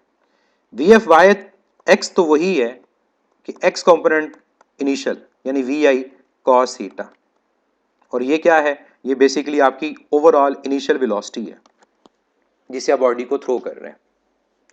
जब वी एफ आई की बात की जाएगी तो आपने जो पहले, मैं अगर आपको रिवाइज करवाऊं, जो वेलोसिटी की इक्वेशन पढ़ी थी वो क्या थी, वो इक्वेशन थी वी आई sine theta minus G T. वहां नेगेटिव साइन इस वजह से था कि बॉडी अपवर्ड जाती है और यहाँ बॉडी क्या आ रही है, डाउनवर्ड आ रही है। अगर बॉडी डाउनवर्ड आ रही है, वेलोसिटी भी डाउनवर्ड है, तो यहाँ पर ओवरऑल जो हम एक्सेलेरेशन का y कंपोनेंट लेंगे उसको पॉजिटिव लेंगे। क्यों? क्योंकि वेलोसिटी भी डाउनवर्ड है y कंपोनेंट की और एक्सेलेरेशन भी क्या है, डाउनवर्ड है। इसका मतलब यहाँ जो फार्मूला वी एफ वाई का बनेगा वो सिंपल क्या बनेगा, जी टी बनेगा। और क्यों जी टी बनेगा, मैं रीजन लिख दूं, क्योंकि वी आई जो साइन थीटा है वो किसके इक्वल है, वो 0 के इक्वल है। अब इस फार्मूला को मैं यहाँ सब्स्टिट्यूट करूं तो ये फार्मूला चेंज होके क्या बन जाएगा, ये बन जाएगा we I X whole square plus G T whole square. तो कोई भी अगर क्वेश्चन आता है वेलोसिटी फाइंड करने का, भी एक प्रैक्टिस के लिए करेंगे तो आप इसको यूज कर सकते हैं। अब दूसरा फार्मूला वेलोसिटी के बाद हॉरिजॉन्टल प्रोजेक्टाइल मोशन में वो किसका है, वो हमारे पास है हाइट का। हाइट का फार्मूला हॉरिजॉन्टल प्रोजेक्टाइल मोशन का वही है जो आप लोग वर्टिकल मोशन में पढ़ते हो, second equation of motion, H is equal to half G T square, कि 3 सेकंड के बाद बॉडी कितना डिस्टेंस कवर करती है, कितनी हाइट है। तो ये वही फार्मूला है आपका, और ये फार्मूला आने की रीजन भी क्या है, सेकंड इक्वेशन ऑफ मोशन के अंदर वी आई साइन थीटा 0 है। सेकंड इक्वेशन ऑफ मोशन में वी आई साइन थीटा 0, तो फार्मूला क्या रह जाएगा, हाफ जी टी स्क्वायर। और इसी फार्मूला से टाइम कैलकुलेट करना है, जिसको आप टाइम ऑफ लाइट कह सकते हो, टोटल टाइम, वो क्या आएगा, वो इक्वल आएगा 2h ओवर जी होल अंडर रूट। अब किसका फार्मूला रह गया, यहां फार्मूला आपके पास रह गया सिर्फ रेंज का। तो रेंज का फार्मूला यहां पर आता है we I X into T, S is equal to V T के रिलेशन से। और वी आई एक्स आपको पता है वी आई कॉस थीटा है और टाइम कितना है 2h ओवर जी। तो ये फार्मूला आप लिख सकते हैं इस फॉर्म में भी कि we I X into under root 2h over, यहाँ पर हमने g को नेगेटिव क्यों नहीं लिया, क्योंकि हमारा यहाँ रेफरेंस ही एक है। यहाँ बॉडी पहले अपवर्ड और डाउनवर्ड नहीं आ रही, यहाँ बॉडी डायरेक्ट डाउनवर्ड आ रही है। तो जब बॉडी डायरेक्ट डाउनवर्ड आ रही है तो वेलोसिटी भी डाउनवर्ड है और हमारे पास जो एक्सेलेरेशन है वो भी क्या है, डाउनवर्ड है। तो दोनों की डायरेक्शन क्या है, सेम। इस वजह से हम रेफरेंस के अकॉर्डिंग ले रहे हैं कि ओवरऑल वेलोसिटी भी डाउनवर्ड जो y कंपोनेंट है और एक्सेलेरेशन भी क्या है, डाउनवर्ड है। इस वजह से इसको पॉजिटिव ले रहे हैं। जो पहला वाला केस था वहां पहले बॉडी अपवर्ड जाती है फिर डाउनवर्ड आती है। तो स्टार्टिंग पॉइंट के रेफरेंस से देखें, क्योंकि स्टार्टिंग वेलोसिटी ले रहे हैं, तो स्टार्टिंग पॉइंट के रेफरेंस से वेलोसिटी अपवर्ड है और एक्सेलेरेशन डाउनवर्ड, इस वजह से वहां पर नेगेटिव लिया जाता है और यहाँ पर पॉजिटिव लिया जाता है। अब ये फार्मूलाज मैंने आपके सामने लिख दिए, फाइनल वेलोसिटी फाइंड करने का, हाइट फाइंड करने का, टाइम फाइंड करने का और रेंज फाइंड करने का।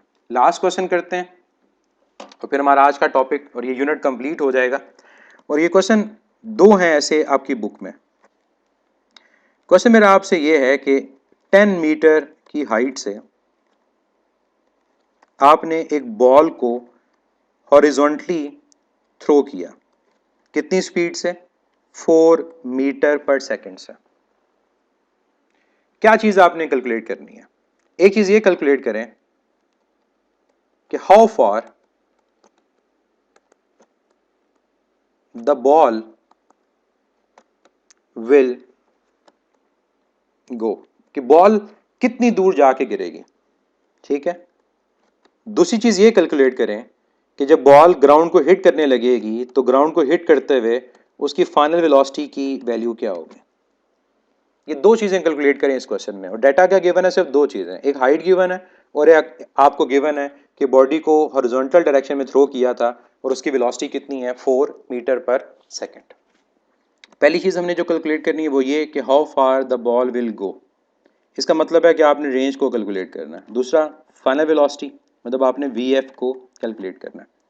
देखिए रेंज को कैलकुलेट करने के लिए आपको दो चीज़ें चाहिए, एक आपको वेलोसिटी चाहिए इनिशियल, वो हमारे पास है 4 मीटर पर सेकेंड।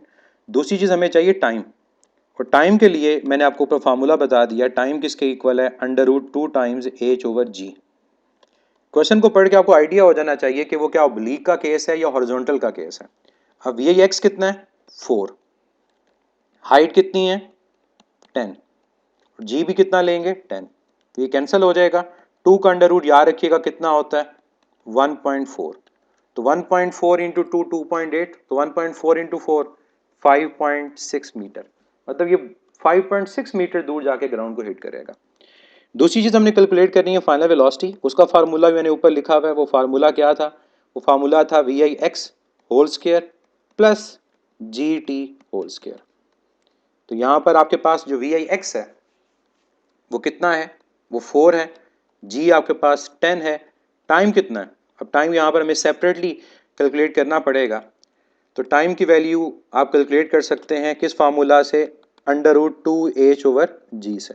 मैं डायरेक्ट यहाँ पर लिखूंगा क्योंकि हमने यहाँ पर कैलकुलेट किया था, 2h/g को सॉल्व किया था तो √2 आया था और ये 1.4 के इक्वल है। तो 10 और 10 के साथ हमारे पास क्या मल्टीप्लाई हो रहा है,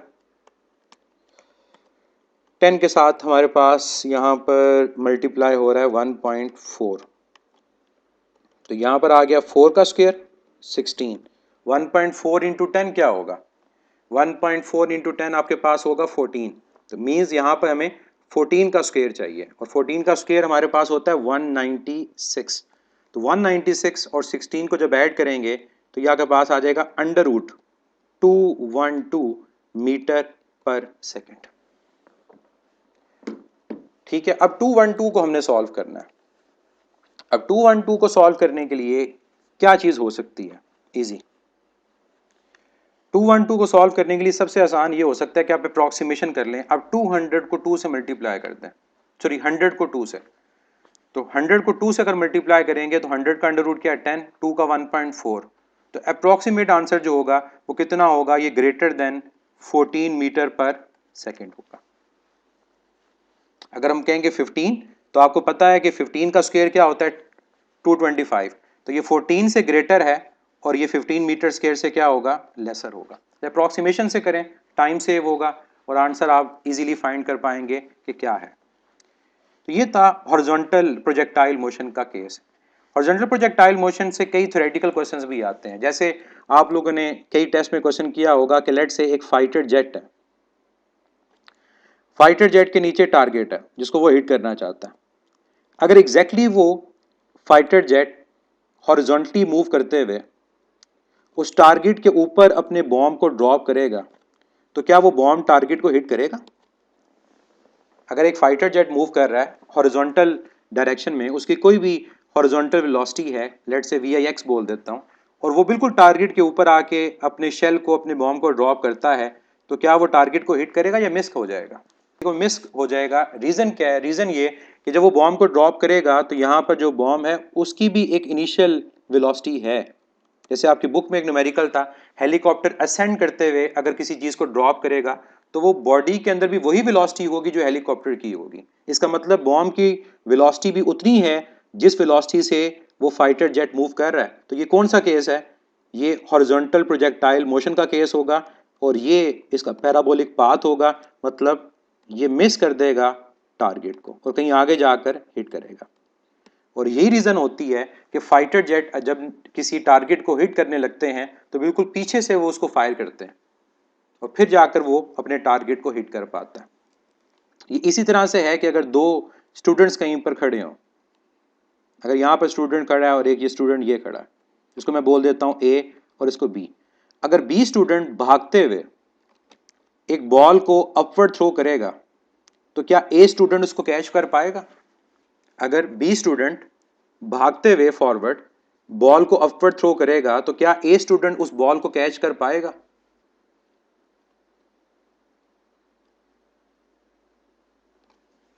बिल्कुल नहीं कर पाएगा। रीजन यहां भी वही है कि जब वो भागते हुए उस बॉल को अपवर्ड थ्रो करेगा तो हॉरिजॉन्टल वेलोसिटी की वजह से बॉल पैराबोलिक पाथ अडॉप्ट करेगी और वो स्टूडेंट बी उसको आगे जाके कहीं पर कैच कर पाएगा। तो ये भी रीजन क्या है? इसकी रीजन भी यही है कि उस बॉल के अंदर वो वेलोसिटी शामिल हो जाएगी। चलती गाड़ी से अगर आप एक बॉल को देखते हैं कि एक बंदा गाड़ी में बैठा हुआ है और बॉल को अपवर्ड फेंकेगा तो आगे जाकर वो बॉल को दोबारा कैच कर सकता है। और रीजन यहां पर भी क्या है? उसका पैराबोलिक पाथ। बैलिस्टिक मिसाइल के बारे में आपको पता है कि बैलिस्टिक मिसाइल क्या होता है? अनपावर्ड और अनगाइडेड जो मिसाइल होते हैं उसको हम बैलिस्टिक मिसाइल कहते हैं। और बैलिस्टिक मिसाइल प्रोजेक्टाइल मोशन की एप्लीकेशन है। Ballistic missile is the application of projectile motion. और ये अनगाइडेड मिसाइल्स होते हैं कि इनिशियल जिस एंगल से थ्रो कर दिया और जो उसको एनर्जी दे दी वही रहेगी। तो ballistic missiles are unpowered and unguided. और एक और चीज याद रखें कि हमारे पास ये अनपावर्ड और अनगाइडेड होने की वजह से इनकी जो एप्लीकेशन होती है वो सिर्फ शॉर्ट रेंज होती है। और शॉर्ट रेंज की अगर रीजन पूछे जाए तो वो ये है कि इनकी एक्यूरेसी बहुत ज्यादा नहीं है, एक्यूरेसी कम होती है as compare to the guided missiles. कि अगर हमारे पास लेट से कोई एक कार है और वो गाड़ी चलते हुए एक बॉल को क्या करती है? ड्रॉप करती है। लेट से मैं कहता हूं ड्रॉप कर दिया बॉल को। अगर इस बॉल को ड्रॉप करेंगे तो बॉल के अंदर भी वही वेलोसिटी होगी इनर्शिया की वजह से जो गाड़ी की वेलोसिटी है। अगर गाड़ी की वेलोसिटी वी आई, इसकी वेलोसिटी भी वी आई, तो बॉल वहां ड्रॉप नहीं करती बल्कि बॉल आगे जाकर ग्राउंड को हिट करती है। ठीक है। और अगर मैं इसको एक और केस में देखता हूं, वो केस ये कि अगर सेम कार ये क्या करे? ये बॉल को ड्रॉप ना करे। ये कार बॉल को ड्रॉप करने की जगह बॉल को मोशन के दौरान रेस्ट पोजीशन पे नहीं, मूव करते हुए बॉल को अपवर्ड थ्रो करे। तो अब क्या होगा? सेम केस वही कि स्टूडेंट भागते हुए बॉल को फेंके। इस केस में क्या होगा? अगर गाड़ी यहां से मूव करके आगे चली जाती है तो बॉल भी इनर्शिया की वजह से क्या करेगी? मूव करेगी फॉरवर्ड एंड डाउनवर्ड, यानी ये उसका पाथ बनेगा बॉल का। तो ये चीज याद रखनी है कि हमारे पास इन केसेस में क्या होगा। ठीक है, ये चीजें थी हमारी प्रोजेक्टाइल मोशन और इलास्टिक कोलिजन से रिलेटेड। एक चीज आपको सिर्फ याद करवाने की हद तक मैं बता दूं, आपकी बुक में मेंशन है कि कोई भी अगर हाइट h हो, उस हाइट h से अगर एक बॉल को ड्रॉप किया जाए और उसी हाइट से एक बॉल को हॉरिजॉन्टली थ्रो किया जाए, ये इसका पाथ बनेगा हॉरिजॉन्टल प्रोजेक्टाइल मोशन। तो क्या होता है? ये दोनों ग्राउंड के ऊपर सेम टाइम पे हिट करेंगे। क्या ये बात आपको पता है? अगर किसी को नहीं पता तो इसकी जस्टिफिकेशन बड़ी सिंपल सी है कि अगर एक हाइट से एक बॉल को ड्रॉप करें और उसी हाइट से बॉल को हॉरिजॉन्टल थ्रो करें तो इसकी रीजन क्या है कि दोनों सेम टाइम पे ग्राउंड को हिट करते हैं। इसकी रीजन बड़ी सिंपल सी है, वो ये कि जिस बॉडी को आप ड्रॉप कर रहे हैं, जिसको ड्रॉप करेंगे उसकी भी वेलोसिटी का इनिशियल y कंपोनेंट 0 है और जिसको हॉरिजॉन्टल थ्रो करेंगे उसकी भी वेलोसिटी का इनिशियल y कंपोनेंट क्या है? 0।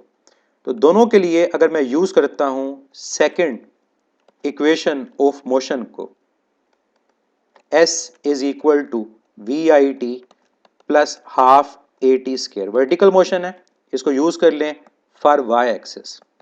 तो क्या आएगा? s की जगह h आ जाएगा, वी आई की जगह वी आई वाई आएगा, बॉडी मोशन डाउनवर्ड है, a पॉजिटिव g के इक्वल आएगा। तो खुद देखें कि वी आई वाई क्या है।